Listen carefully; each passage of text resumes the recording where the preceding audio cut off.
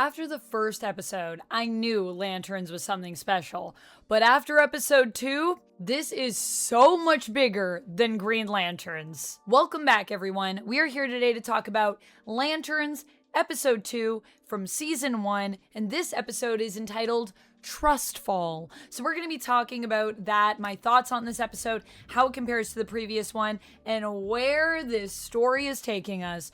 But before we get into that, I would love to know from you, what is your favorite color lantern? Because as we know, there are many other colors out there besides green at this point. And I'd love to know if green is your favorite, or maybe if there's another one that you prefer. First of all, I want to start off by talking about some of the constructs, because there is one particular construct we got in this episode that I think is absolutely insane. It made me lose my mind, and that is when Jon Stewart creates a living, breathing bird construct.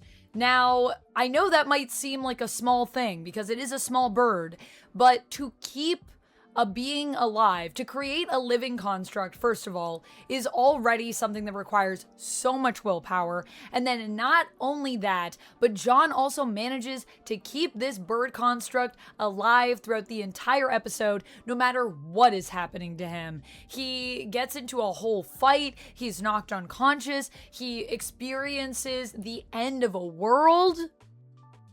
And on top of that, he also runs into a woman that he had some relations with in the previous episode, who I think he was surprised to see. I know I was surprised to see, and I also feel like if you think it's convenient, I don't believe that for a second. So despite everything he experiences, he still keeps this bird construct alive the entire time. I'd also love to know if when he was flying, did he just keep the bird construct with him? Did he have to check the bird and put it in a bird cage? I don't know, but he travels with it. He goes everywhere and does all this stuff, and the bird construct still exists. And let's keep in mind that Jon makes this construct while he has the ring on, and keeps it alive even after the ring is no longer on, which is massive. I've heard a lot of people talking about how they want more constructs in Lanterns online, and I know that these constructs might not seem like a big deal because they are smaller, some of the constructs we've seen, but I just want to point out that Hal making a replica of a bill in the previous episode, and now Jon making a bird. These are small constructs, but they are not simple. They're actually very detailed. They require a lot of finesse, and I do think they show us just how powerful both Hal and Jon are. I also would love to talk about this scene that we get at the beginning where Jon does make that bird, because this is all part of his flight lesson that Hal is giving him. Great flight lesson, by the way, Hal. Hal's idea of teaching someone to fly is just tell them to fly.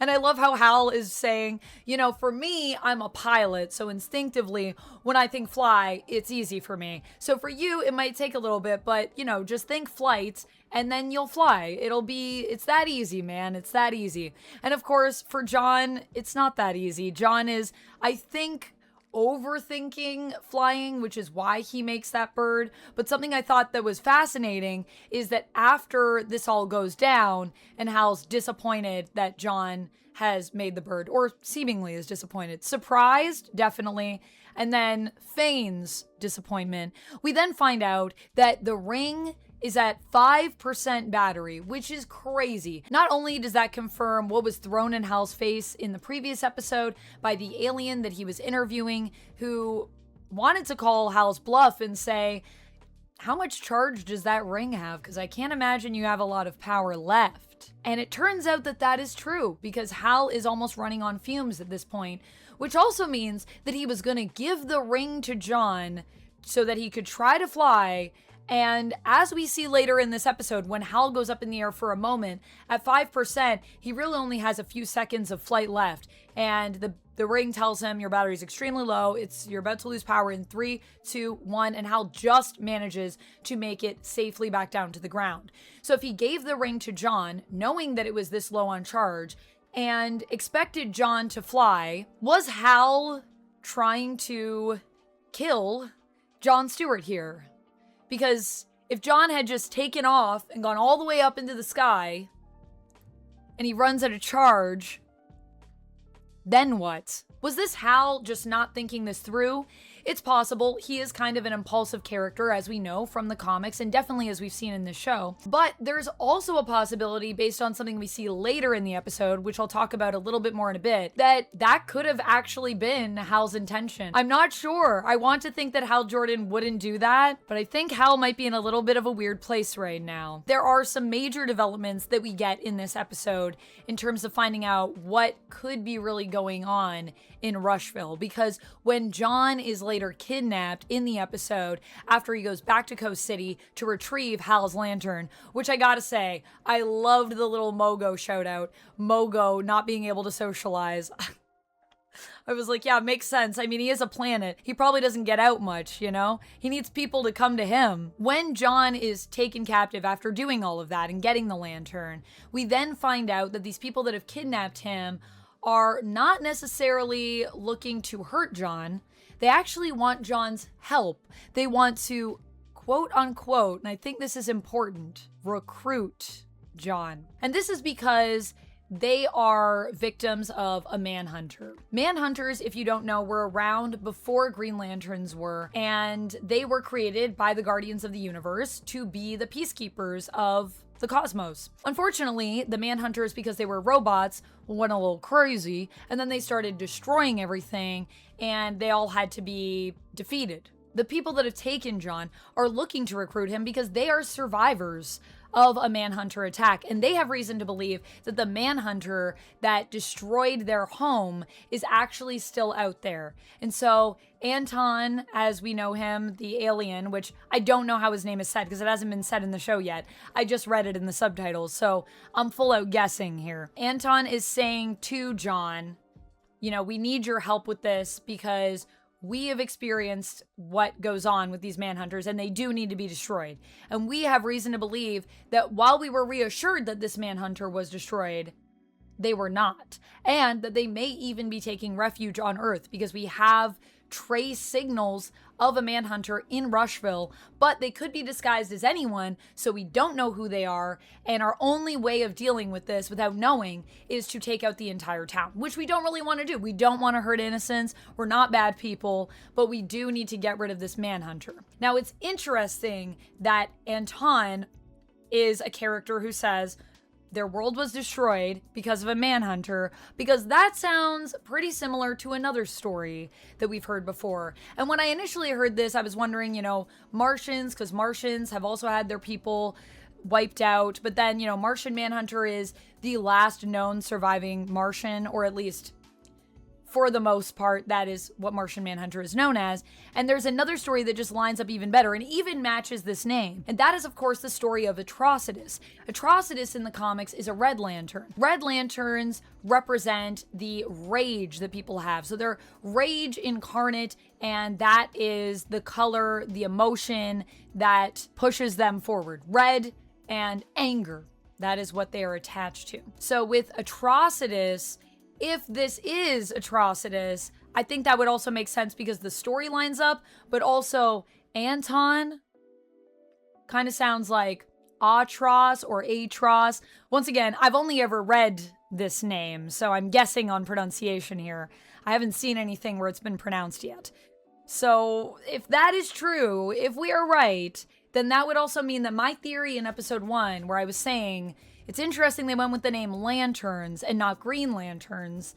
And could we be getting more lanterns? And could we be getting red lanterns? I mean, could we be getting yellow lanterns? That's also another theory I have. It's possible. And I think it would line up here. And I think it also makes a lot of sense when we consider what John has been going through thus far and the type of person that we see him to be. The word recruit is very interesting. That's very interesting because I feel as though there is another moment in this episode where John comes back to Rushville and he's confronting Hal, and Hal's showing him how much he messed up the car. And I do feel like Hal is really trying to push John's buttons here. He's kind of trying to get an emotional reaction out of John, but John is keeping everything on lock. He is trying to be so level-headed and so cool about all of this.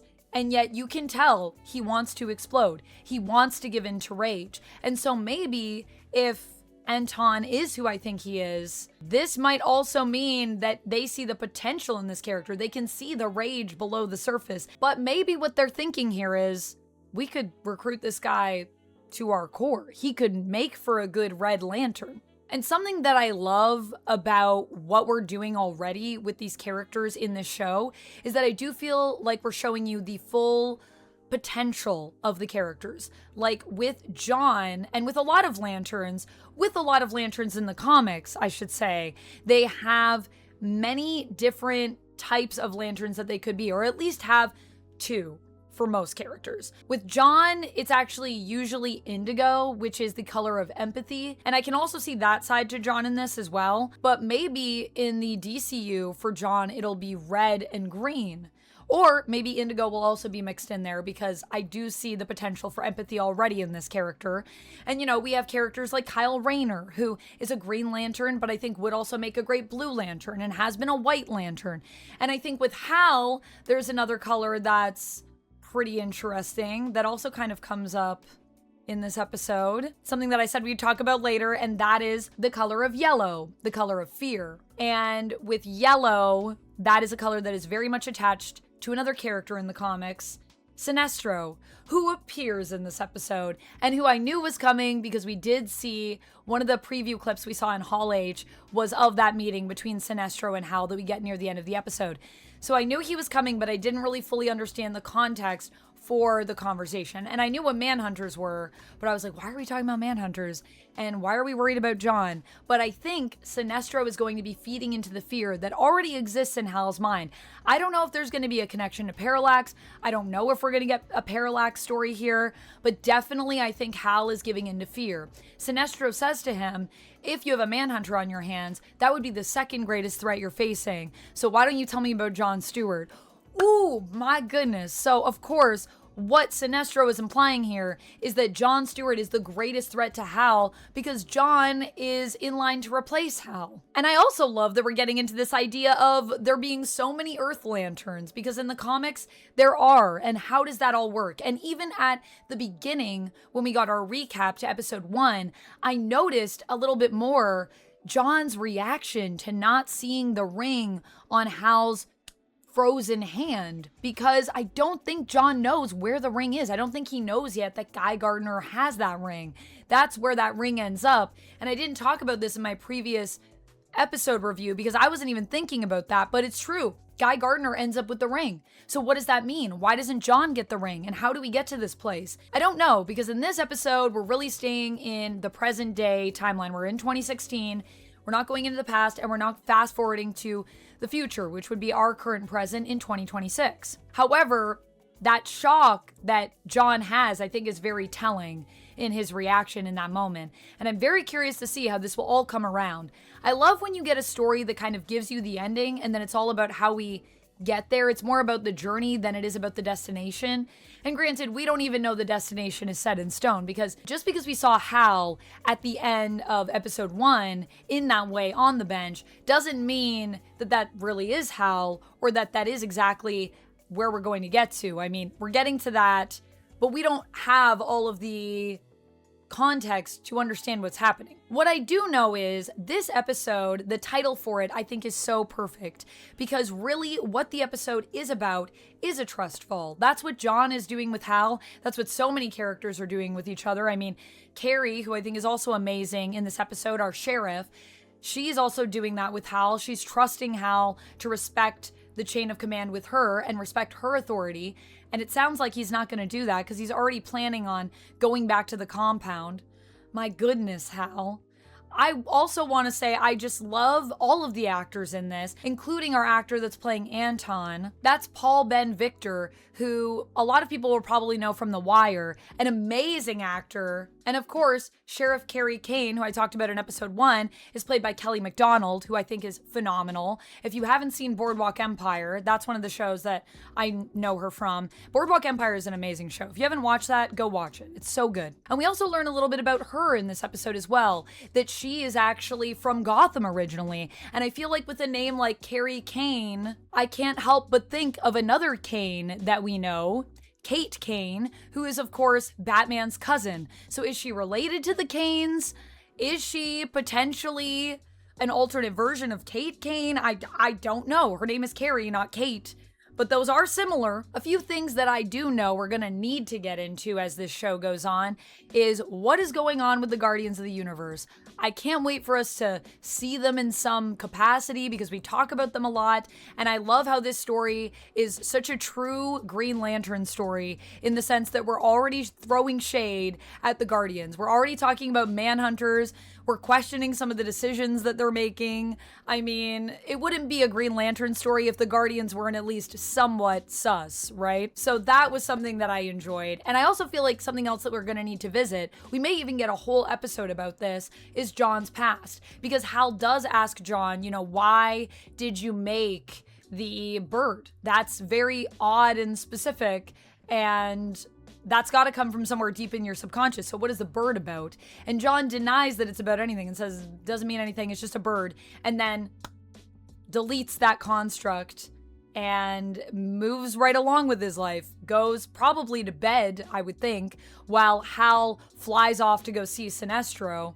But I think the bird and the fact that we also come back to the burgers when John is feeding Earl in this episode, Hal's plant pet, when he's feeding Earl, John talks about that idea of how he also used to like burgers. And if you remember in episode 1, after his dad shot the apple on his head, they went off to go get burgers together. So what happened? Clearly, something has happened that I think is related either to birds or burgers or both, or those could be separate incidents that are probably traumatic experiences for John, which is why he doesn't want to talk about it. He does seem like a person who right now is bottling up and trying to hide a lot of emotions, and I think that's going to come back to bite him. So maybe we'll even get a whole flashback episode. Maybe we'll even get a whole flash forward episode. I don't know. But what I do know is that I am absolutely loving this story. I'm loving the storytelling and the way everything is being told and communicated. The way that these episodes have also been paced, how we have stories that are going back and forth. Everything is just so smoothly done in this. It is really great. And we got to see Hal back in the suit. And you'll be happy to know the suit looks pretty green. Although I honestly would love to see it a little less green to showcase just how long it's been since Hal has been in that suit. I think they're still getting that point across, but that visual, I think, is a powerful one. A really battered down Green Lantern suit that has like no color. Also, the fact that these suits aren't constructs is interesting, fascinating. Perhaps preferred when I think back to the Green Lantern movie, which right now is probably what we're going to be watching for our watch along over on my Patreon this month. So if you want to join us for that, feel free to check out the Patreon at patreon.com/vampx13 because it's in the lead in our poll. We only got a couple days left. We'll be watching that over on the Discord, and I'll be back with a video for you on whatever movie wins. The focus this month is not great DC movies, some of the worst DC movies, so we'll talk about it. That's all I really have for this one. Thank you so much for taking the time out of your day to watch my review. Let me know your thoughts on this episode down in the comments below. I'll see you down there. And until next time, friends, you stay nerdy. Bye! And if you love hearing me talk about superhero stuff, you need to click this next.